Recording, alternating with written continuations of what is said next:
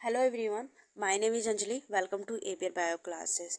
ठीक है, तो आज का हमारा लेक्चर है इनहेरिटेंस बायोलॉजी का। ये हमारा फर्स्ट लेक्चर है जिसमें हम पढ़ने वाले हैं मेंडेलिज्म इनहेरिटेंस। ठीक है, तो स्टार्ट करते हैं मेंडेलिज्म इनहेरिटेंस से। मेंडेलियन इनहेरिटेंस पढ़ने से पहले हम बात करते हैं इनहेरिटेंस बायोलॉजी की। ठीक है, इनहेरिटेंस बायोलॉजी जिसे हम जेनेटिक्स भी कहते हैं। ठीक है, इसमें हम स्टडी करते हैं जीन्स की। ठीक है, स्टडी ऑफ जीन्स में क्या पढ़ते हैं हम? Behaviour, expression of genes. ठीक है, genes structures, inheritance of gene in a population. ठीक है, बिहेवियर एक्सप्रेशन ऑफ जीन्स में बिहेवियर एक्सप्रेशन ऑफ जीन्स ये किसका पार्ट है? ये मॉलिक्यूलर जेनेटिक का पार्ट है। जीन स्ट्रक्चर ये किसका पार्ट है? ये क्लासिकल जेनेटिक का पार्ट है। और inheritance of genes in a population ये किसका पार्ट है? पॉपुलेशन जेनेटिक का पार्ट है। ठीक है, आगे देखते हैं। तो हमारे पास है classical genetics, molecular genetics, population genetic. ठीक है, तो क्लासिकल जेनेटिक्स में हम पढ़ते हैं mendelian's inheritance, sex linkage, sex determination, cytogenetics, chromosome. ठीक है, साइटोजेनेटिक में हम क्या पढ़ते हैं? क्रोमोसोम के बारे में पढ़ते हैं। ठीक है, मॉलिक्यूलर जेनेटिक्स में हम क्या पढ़ते हैं? DNA replication, DNA transcription, DNA translation के बारे में। ठीक है, पॉपुलेशन जेनेटिक्स में हम क्या पढ़ते हैं? Inheritance of character in population के बारे में पढ़ते हैं। पॉपुलेशन में किस तरीके से चलते हैं आपके जीन्स करेक्टर, वो पॉपुलेशन जेनेटिक्स का पार्ट्स है। ठीक है, वो हमारा था इंट्रोडक्शन। ठीक है, अब हम शुरू करते हैं टर्मिनोलॉजी। ठीक है, तो सबसे पहली टर्मिनोलॉजी हमारी है जीन्स है। तो जीन्स क्या है? Functional part of DNA that code for a protein और आरएनए। ठीक है, जीन्स क्या है?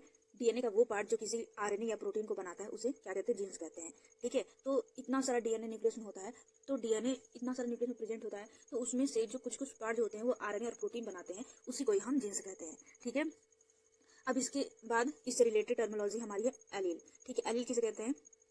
एलील को हम कहते हैं अल्टरनेटिव फॉर्म ऑफ जीन्स। ठीक है, अल्टरनेटिव फॉर्म का मतलब क्या होता है? ऐसे डीएनए सीक्वेंस जिसके मेजर पार्ट सेम होते हैं, थोड़े थोड़े से डिफरेंस होते हैं, उसे और सेम चीज को कंट्रोल करते हैं, उसे हम एलील कहते हैं। ठीक है, ऐसे ऐसे डीएनए सीक्वेंस जिनके मेजर पार्ट सेम होते हैं, थोड़े थोड़े से डिफरेंस होते हैं और वह सेम चीज को कंट्रोल करते हैं, उन्हें हम एलील्स कहते हैं। ठीक है, एक सिंपल से जीन का एग्जांपल ले रहे हैं। ठीक है, आई कलर के जीन का ले रहे हैं। ठीक है, अब ये जीन क्या है? जीन डीएनए है। डीएनए किसका बना है? डीएनए न्यूक्लियोटाइड का बना है। ठीक है, न्यूक्लियोटाइड में क्या होता है? नाइट्रोजनस बेस होते हैं। तो अब ये एलील का डिफरेंसेस कैसे होगा? एलील किसका पार्ट है? वो जीन का पार्ट है। ठीक है, एलील किसका पार्ट है? वो जीन का पार्ट है।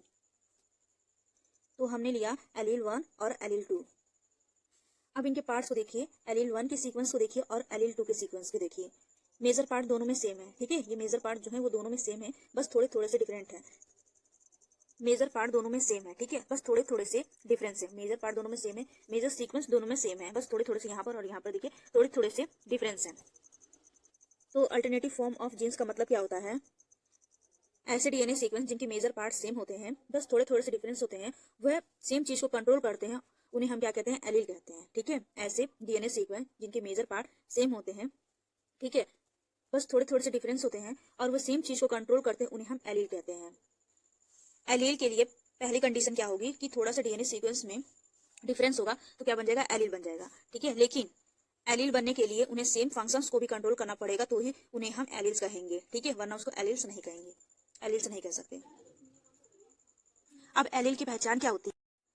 अब एलील की पहचान कैसे होती है? ठीक है, तो एलील जो होते हैं वो क्रोमोसोम पर सेम लोकेशन पर प्रेजेंट होते हैं। ठीक है, alleles of a genes are present on same locus position या पोजीशन ऑन ए जीन्स। ठीक है, एलील की पहचान क्या होती है? एलील जो होते हैं वो क्रोमोसोम पर सेम लोकेशन पर प्रेजेंट होते हैं। ठीक है, ऐसा नहीं हुआ कि आई कलर की एलील्स हैं तो क्रोमोसोम नंबर 9 पर है और एक क्रोमोसोम नंबर 10 पर है, ऐसा नहीं होगा। दोनों के दोनों होमोलोगस पर प्रेजेंट होंगे और सेम लोकेशन पर प्रेजेंट होंगे। एलील 1 अगर शॉर्ट आर्म पे है तो एलील 2 को भी शॉर्ट आर्म पर और क्रोमोसोम नंबर पर ही प्रेजेंट होना होगा। ठीक है, सेम फंक्शन तो करेंगे ही करेंगे, उसके साथ साथ क्रोमोसोम के सेम पोजीशन पर भी प्रेजेंट होंगे। इस चीज को आगे कैरी फॉरवर्ड करते हैं, अपने क्रोमोसोम को समझते हैं। ठीक है, इस चीज को आगे कैरी फॉरवर्ड करते हैं। अब हम अपने क्रोमोसोम को समझते हैं। जब हमारा डीएनए थ्रेड फॉर्म में होता है तो उसको क्रोमेटिन कहते हैं। ठीक है, जब ये अपने आप को कंडेंस करके अपने आप को वेल ऑर्गेनाइज स्ट्रक्चर में रखता है तो उसको क्रोमोसोम कहते हैं। ठीक है, हर एक क्रोमोसोम की 2 आर्म प्रेजेंट होती है जिसे हम सिस्टर क्रोमेटिन कहते हैं। ठीक है, ये दोनों आर्म एक सेंटर पॉइंट पर जुड़ी होती है जिसको सेंट्रोमियर कहते हैं। इस वाले डीएनए में क्या प्रेजेंट है? जीन प्रेजेंट है, तो इस वाले क्रोमोसोम में भी जीन्स प्रेजेंट होंगे, क्योंकि इसी से ये बना है ना, इसलिए इसमें भी जीन्स प्रेजेंट होंगे। इसमें जीन्स प्रेजेंट है तो इसमें भी जीन्स प्रेजेंट होंगे। आगे पढ़ते हैं होमोलोगस क्रोमोसोम को। ठीक है, अब हम बात करते हैं होमोलोगस क्रोमोसोम की।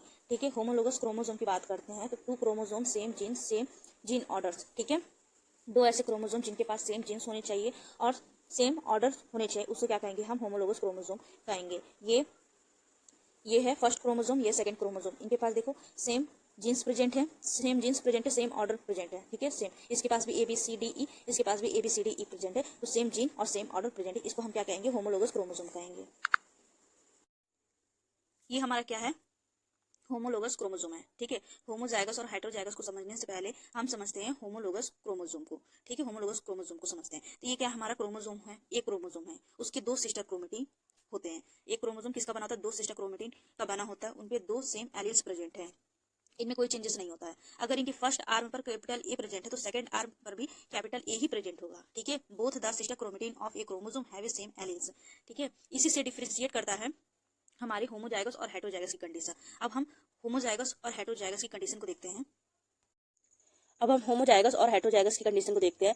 ठीक है, तो होमोजाइगस में क्या होता है? Both the homologous chromosome have a same alleles. इसमें क्या होता है? होमोजाइगस में क्या होता है कि दोनों के दोनों क्रोमोसोम पर सेम एलील्स होते हैं। ठीक है, यहाँ पर कैपिटल ए है, एक क्रोमोसोम है, ये दो क्रोमोसोम है। ठीक है, यहाँ पे दोनों क्रोमेटिन पर कैपिटल ए प्रेजेंट है। ठीक है, तो दूसरे क्रोमोसोम पर भी कैपिटल ए ही प्रेजेंट होगा, तब उसे कहेंगे होमोजाइगस क्रोमोसोम। ठीक है, यहाँ पर क्रोमोसोम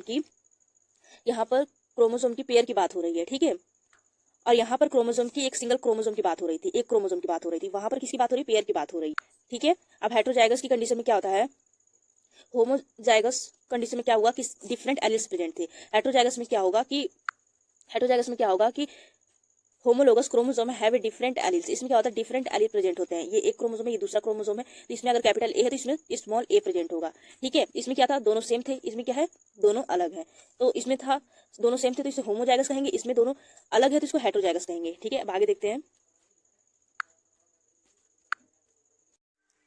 डोमिनेंट एलील और रिसेसिव एलील्स, जिसे हम म्यूटेंट एलील भी कहते हैं। रिसेसिव एलील को हम म्यूटेंट एलील भी कहेंगे। ठीक है, डोमिनेंट एलील जो होते हैं express itself in homozygous as well as heterozygous condition.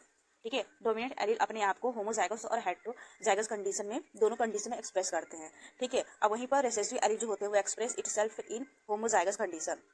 ये अपने आप को, रिसेसिव एलील जो होते हैं वो अपने आप को एक्सप्रेस करते हैं होमोजाइगस कंडीशन में। ठीक है, जो डोमिनेंट एलील जो होते हैं वो रिप्रेजेंट होते हैं कैपिटल लेटर से और रिसेसिव एलील को रिप्रेजेंट किया जाता है स्मॉल लेटर से।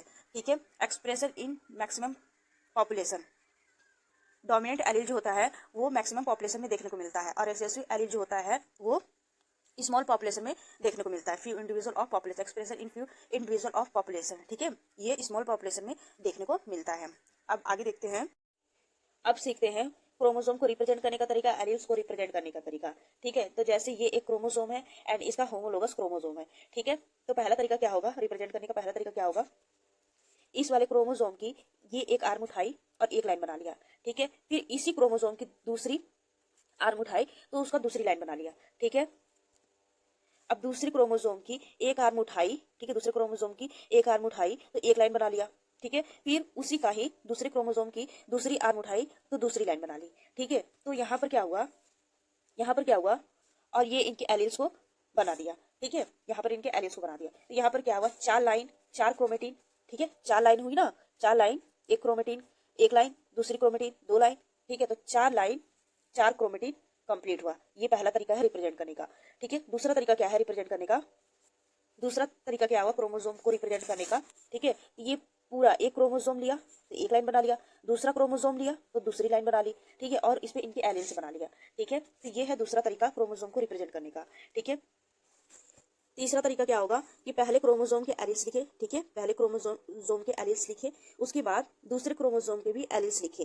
ठीक है, पहले क्रोमोसोम के एलील्स लिखे, उसके बाद दूसरे क्रोमोसोम के भी एलील्स लिखे, तो ये तीसरा तरीका होगा रिप्रेजेंट करने का। चौथा तरीका क्या होगा? पहले चार क्रोमोसोम के एलील्स लिखे। ठीक है, पहले क्रोमोसोम के चार एलील्स लिखे। ठीक है, पहले क्रोमोसोम के जो एलील्स हैं ए बी जो भी है, ठीक है, पहले क्रोमोसोम के एलील्स लिखे, उसके बाद दूसरे क्रोमोसोम के भी एलील्स लिखे। तो ये है हमारा क्रोमोसोम और एलील्स को रिप्रेजेंट करने का तरीका। ठीक है, तो ये होमोजाइगस की कंडीशन में। अब हम देखते हैं हेटेरोजाइगस की कंडीशन में कैसे रिप्रेजेंट करते हैं।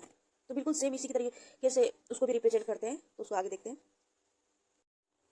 जैसे होमोजाइगस की कंडीशन में हमने देखा है कि क्रोमोसोम और एलील्स को रिप्रेजेंट करने का तरीका, वैसे ही हेटेरोजाइगस की कंडीशन में भी देखते हैं। ठीक है, तो यहाँ पर देखिए कि चार लाइन, 4 लाइन है ना, 1 2 3 4, तो कितना 4 क्रोमेटिन हुआ, ठीक है। और इस पे इनके एलील्स हुआ, तो ये पहला तरीका हुआ। दूसरा तरीका क्या हुआ, एक पूरा क्रोमोसोम एक लाइन, दूसरा क्रोमोसोम दूसरी लाइन और उस पे इनके एलील्स, तो ये दूसरा तरीका हुआ। तीसरे तरीके में क्या हुआ कि ये पहले क्रोमोसोम के एलील्स लिखे, ठीक है, पहले क्रोमोसोम के एलील्स लिखे, उसके बाद दूसरे क्रोमोसोम के भी एलील्स लिखे, ठीक है। चौथे तरीके में क्या हुआ, पहले क्रोमोसोम के 4 एलील्स, ठीक है, पहले क्रोमोसोम के 4 एलील्स, उसके बाद दूसरे क्रोमोसोम के भी 4 एलील्स, तो ये हो गया हेटेरोजाइगस की कंडीशन में ये देखने को मिलता है। होमोजाइगस की कंडीशन में और हेटेरोजाइगस की कंडीशन में क्रोमोसोम को रिप्रेजेंट या एलील्स को रिप्रेजेंट करने का तरीका हमने देखा, ठीक है। अब आगे पढ़ते हैं जीनोटाइप फिनोटाइप, ठीक है।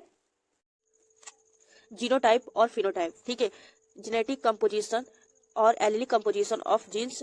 Phenotype physical appearance of genes, ठीक है।